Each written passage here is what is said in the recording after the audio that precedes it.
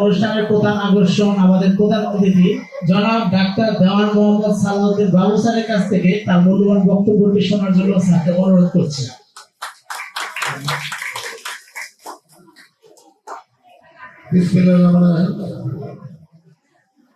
Global IT ও language sector কর্তৃক আয়োজিত আজকে এই প্রতিযোগিতা শেষে পুরস্কার অনুষ্ঠানে সম্মানিত সভাপতি, এই প্রতিষ্ঠানের ব্যবস্থাপনা পরিচালক মোহাম্মদ জাবির হোসেন, উপস্থিত আছে আজকে অনুষ্ঠানে বিশেষ অতিথি আমাদের অনেক প্রিয় ব্যক্তি, সভা মডেল কলেজের সম্মানিত অধ্যক্ষ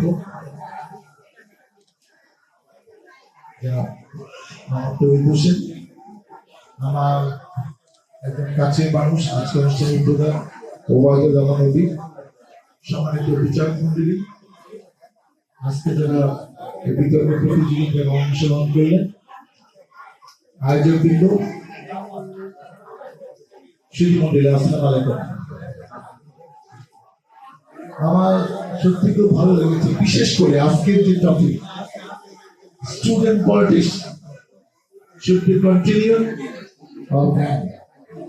এটা কিছুটা আমরা পলিটিক্সের সাথে রিলেটেড, এবং আমরা যেহেতু এক সময় স্টুডেন্ট ছিলাম, ক্যাডেট কলেজে পড়েছি, সেখানে রাজনীতি কলেজে মেডিকেল কলেজে রাজনীতি করেছি। পরবর্তী দেশে যেহেতু বাবা সংসদ সদস্য ছিল 79 সালে, সেই সুবাদে আমি 96 সালে এবং 2001 সালে পরপর দুইবার এই সভা এলাকার সংসদ সদস্য হয়েছি। একটা কথা কি, আপনি ডাক্তারের কাছে গেলেন, বলেন ডাক্তার সাহেব এমন মাথা ব্যথা আমি দেখতে পারতেছি না, কোন ডাক্তার কি পরামর্শ দিবে যে মাথাটা কেটে ফেলে? ডাক্তার মেডিসিন দিবে যাতে মাথা ব্যথা না থাকে। অতএব আজকে বাংলাদেশে অনেক অ্যাসেট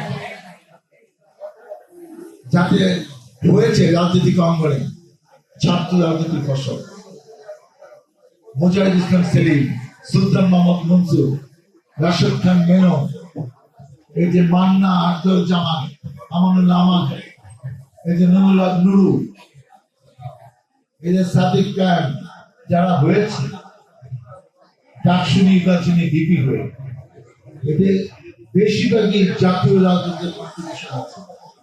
আমানুল্লাহ আমাদের মতো নেতা হয়েছিল যে 90 গণ অভ্যুত্থানে তার একটা বিশাল ভূমিকা ছিল। আমাদের সমস্যাটা হয় কি, যেহেতু তারা একটি বড় সংগঠনে অঙ্গ সংগঠনের নেতৃবর্গ, ওইখান থেকে তাদেরকে এমনভাবে কন্ট্রোল করা হয়, কখনো কখনো মনে হয় যে তারা আসলে যে স্টুডেন্ট রাজনীতিকে যে কারণে তারা লিডার হয়েছে, সেই জায়গায় তারা অনেক কন্ট্রিবিউশন করতে পারে না। আমাদের নিয়মটা হওয়া দরকার যে তুমি ওখানে থাকো। যেমন এইবারে কিন্তু অনেক সংগঠন তাদের বড় সংগঠনের নামে নির্বাচনটা করেনি, অন্য নামে করেছে, এদেরও কিন্তু তাই করা উচিত। এবং আর একটা কথা দরকার যে বড় সংগঠনগুলো তাদেরকে তাদের জায়গায় এত কন্ট্রোল করা দরকার নেই। স্টুডেন্টরা তাকে ভোট দিয়ে বানিয়েছে, স্টুডেন্টদের স্বার্থ রক্ষার জন্য যা যা করা দরকার, তাদের কল্যাণে যে যে সময় দেওয়া দরকার, যে যে স্টেপ নেওয়া দরকার, সেই কাজগুলো তাদের যদি স্বাধীনভাবে করতে দেয়, তাহলে কিন্তু এই ভায়োলেন্স হবে না। দেশের পলিটিক্স থাকুক, কিন্তু তাদেরকে একটা মিনিমাম লেভেলে ছাড় দিলে কিন্তু ভায়োলেন্স হয়। এখন বুয়েটে আপনারা কাহিনী আমরা সবাই জানি যে একটা বিচ্ছিন্ন ঘটনা আছে। আজকে 52 সালে ভাষা আন্দোলন হতো না যদি ছাত্ররা এইভাবে আন্দোলন সংগ্রামে না দাঁড়াতো। আজকে আন্তর্জাতিক মাতৃভাষা হিসাবে বাংলা ভাষা স্বীকৃতি দিয়েছে, কিন্তু কম অর্জন না। 54 সালে নির্বাচন বলেন, 56 সালে সংবিধান সংশোধন প্রণয়ন করতে গিয়েও ছাত্ররা বাধা দিয়েছে। 62 সালে নতুন শিক্ষা কমিশন করে নতুন একটা শিক্ষা ব্যবস্থা চাপিয়ে দেওয়ার চেষ্টা হয়েছিল, ছাত্ররাই প্রতিরোধ করছে। 69 সালে গণহত্যা, স্বাধীনতা যুদ্ধ, সর্বশেষ আজকে 5ই আগস্ট, এই 36 দিনের আন্দোলন কি আমরা সফল হতে পারতাম একটি স্বৈর শাসককে, ফ্যাসিস্ট সরকারকে, বিধায়ক বিএনপি এবং জামা সহ সবাই মিলে আমরা আন্দোলন করেছি 15-16 বছর, তাকে কিন্তু পারি না, আরো সময় লাগতো, কিন্তু ছাত্ররা সম্পৃক্ত হওয়াতে আজকে কাজটা কত সহজ হয়েছে। আমাদের এই জিনিসগুলো তো আমরা ভুলে যেতে পারি না। আমরা চাই এখানে কিছু কিছু সংস্কার সংশোধন করে ছাত্র রাজনীতি চলুক, যেখানে ভালো থাকবে না, লেজের ভিত্তি থাকবে না, তারা তাদের জায়গায় যেন স্বাধীনভাবে কাজ করতে পারে, সেই নিয়মগুলো হওয়া দরকার এবং ইনশাআল্লাহ সেটা হবে, এতে কোনো সন্দেহ নেই। পরিশেষে আমি একটি গল্প করে আমি আমার বক্তব্য শেষ করবো। লিডারশিপ, নেতৃত্ব, নেতৃত্ব মানে কর্তৃত্ব না, নেতৃত্ব মানে টেক কেয়ার। আমি এমপি হয়েছি কিংবা হবো বলে আমার কথায় থানা উঠবে বসবে, আমার কথায় ইউন উঠবে বসবে, আমি যাকে ইচ্ছাটাকে ধরতে পারবো, মামলা দিতে পারবো, ধমক দিতে পারবো, এর নাম নেতৃত্ব না। নেলসন ম্যান্ডেলা দক্ষিণ আফ্রিকার রাষ্ট্রপতি হয়েছে, তার জন্য বড় পরিচয়। আমার জানা মতে কোন বড় পলিটিশিয়ান 27.5 বছর জেল কেটেছে পৃথিবীর ইতিহাসে না। এবং সে আন্দোলন করেছিল যে ওই দেশে কালোরা মোর দেন 60% ছিল, কিন্তু তাদেরকে ভোটার হইতে দেওয়া হয়নি, হোয়াইটটা ওই দেশটা শাসন করত। সেই আন্দোলনের প্রেক্ষিতে 62 সালে তাকে গ্রেপ্তার করা হয় এবং তাকে 27.5 বছর রাখার পরে আন্তর্জাতিক চাপে তাকে মুক্তি দেওয়া হয় এবং তাকে শান্তির জন্য নোবেল পুরস্কার দেওয়া হয়।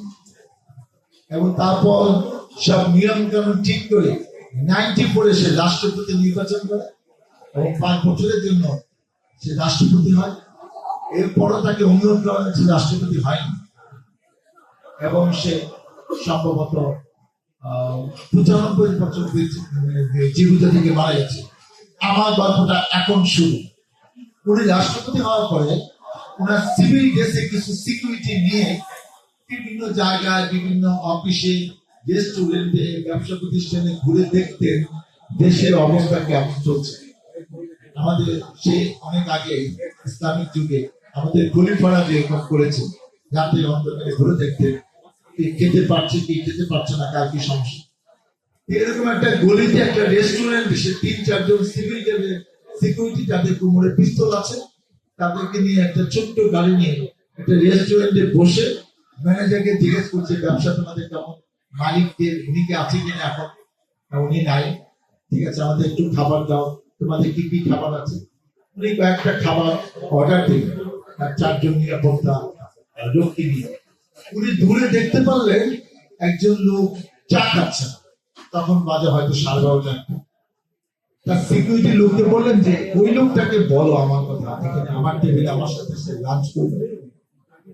নেলসন ম্যান্ডেলা সিকিউরিটি লোককে তাকে 2 জনকে বললেন যে ওনাকে চিনেন, উনি তাকে দেখে বললেন চিনি, আপনাকে চা খেতে ডাকে, মানে লাঞ্চ করতে ডাকে দুপুরে খাবে। একটু একটু করে হেঁটে হেঁটে তার সামনে আসতে বসতে, তার দিকে তাকাতে পারছে না। নেলসন বলছে আপনি আমার সাথে কি একটু দুপুরে খাবার খাবেন? উনি সেই কথার কোনো উত্তর দিচ্ছে না। তাকে খাবার সার্ভ করা হলো, উনি চামিচ দিয়ে নাড়াচাড়া করছে, কোনো খাবার মুখে দিচ্ছে না। তার সিকিউরিটি লোক বললো স্যার উনি খুব অসুস্থ, উনি মনে হয় খেতে পারবে না, আপনার কি তাকে একটু তার বাসায় দিয়ে আসতে পারি? নেলসন ম্যান্ডেলা একটু চিন্তা করে বলে আচ্ছা ঠিক আছে, তাকে বাসায় খাবার প্যাকেট করে নিয়ে যাও, তার বাসায় দিয়ে আসি। উনি বললেন আমার বাসায় যেতে হবে না, আমি একা যেতে পারবো। বলে যে না আপনি যান। তার গাড়ি দিয়ে তার বাসায় নিয়ে গেল। সিকিউরিটি লোকজন দেখে তারা সন্দেহ করেছে যে সিভিল ড্রেস এরা কারা, তাদের লম্বা ড্রেস, ফিজিক্যাল ফিটনেস থেকে অনেক সময় সচেতন মানুষ বোঝে যে এরা গোয়েন্দা সংস্থার লোক। তার সন্তানরা তার ওয়াইফ দৌড়ে আসেন যে কি হয়েছে, কিছু হয়নি, একটু অসুস্থ, আমাদের রাষ্ট্রপতি তাকে বাসায় পৌঁছে দিতে বলেছেন, সেই জন্য আমি দিয়ে আসছি। সিকিউরিটি লোক ফেরত আসলো, নেলসন ম্যান্ডেলা তখন খাবার খান নাই। এই ঘটনা হয়তো তার রাষ্ট্রপতি 1-2 বছরের মধ্যে 95-96 তখন নেলসন ম্যান্ডেলা বলছেন যে উনি আমার জেলখানার সুপারভাইজার ছিলেন, আমাকে অতি উৎসাহী হয়ে অনেকদিন আমার জামা কাপড় গায়ের থেকে খুলে দুই হাত দুই পা বেঁধে ইচ্ছা মতো পিটাইতেন। কখনো কখনো আমি পানি চেলে আমার মুখে পিপি করে দিয়েছেন, সেরকমও 2-4 দিন হয়েছে। তা আজকে যখন তাকে আমি এখানে দেখেছি, উনি এটা বিশ্বাস করতে পারছেন না যে আমি রাষ্ট্রপতি, আমি ইচ্ছা করে তাকে অনেক ক্ষতি করতে পারি, কিন্তু কিছুই করলাম না। আমি তাকে মাফ করে দিয়েছি। সেজন্য সে ভয়ে খাবার খেতে পারে না। আমি যে গল্পটা বলেছিলাম, নেতৃত্ব হলো টেক কেয়ারিং। নেতৃত্ব মানে ক্ষমতার দাপট না। যে ক্ষমতা জনগণের কল্যাণে কোনো কাজে লাগে না, সেই ক্ষমতা যেন কেউ না দেখায়। আমরাও যেন এরকম আজাইরা ক্ষমতা মানুষকে দেখে বাহবা নেওয়ার চেষ্টা না করি, তাহলে আবারও আরেকটা এই 5ই আগস্ট হওয়ার জন্য অপেক্ষায় থাকবে।